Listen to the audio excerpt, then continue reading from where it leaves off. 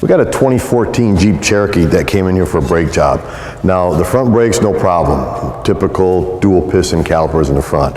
But on the rear of this vehicle, we have electric parking brake. Now, when electric parking brakes first came out, they were predominantly on German cars, on the Volkswagens and Audis. You had to go out and buy a special tool or have a laptop program or a scan tool that would retract that piston. You can't just push this piston in. If you tried to use a tool like this to turn it, like we used to in the old days with the old cable operated rear parking brake, you'll ruin the caliper. If you just try to push the piston back in without doing anything, you'll definitely ruin the caliper. What you have to do is first retract that actuator inside the piston. Once you get that retracted, then you really do still have to push the piston in. The actual actuator and piston are not connected. The piston kind of floats over the actuator. So first we have to retract that actuator, then push the piston in. Now here's the good news. We don't have to go out and have a laptop or a scan tool to do this. In this case, Jeep actually made it accessible from inside the vehicle. We just go in, I'm going to show you how to do it here in a second, but we'll lower the vehicle down and go inside. I'll show you how to retract that actuator. Okay, like I said outside, we're going to actually activate the motors to pull the actuators in so we can push the pistons in. But we can do this all from inside the vehicle, where in the old days, like I said, we needed a scan tool. With this Jeep, just key on, engine off, wait for the display to come up.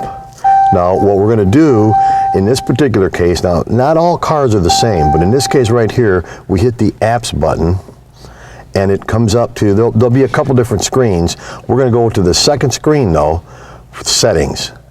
Hit settings. Now once we hit settings, if you go down the display here, you're going to see brakes. We're going to hit brakes. Now auto park brake is the first selection, but we want to go into service mode.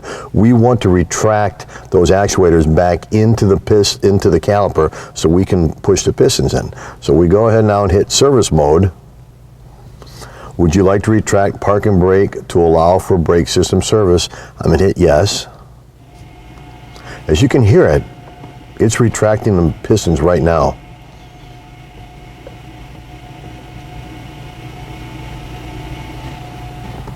Okay, parking brake retracted. To reset, press parking brake and activate park brake switch. But don't forget, we're going to put brake pads on the back of this vehicle and new rotors. So what we're going to do now is go out and actually, don't forget, we ran the motor in, so the actuator is in, but we still have to push the piston in with whatever tool you want to use, depress the pistons all the way in, then we can go ahead and put our rotors and pads on. But now when we get done with that, we have to come back in here and actually deactivate, I guess you could say, or activate the parking brake switch again. So what we'll do then is actually come inside here and go back to the service mode again. And it says park brake retracted. To reset, press park brake pedal and activate park brake switch. So what they want me to do is hit the brake pedal and pull up on my parking brake switch. Here, brake pedal, pull up. I can hear the motor running again. Do this until you hear the motor stop. There it is. Release everything.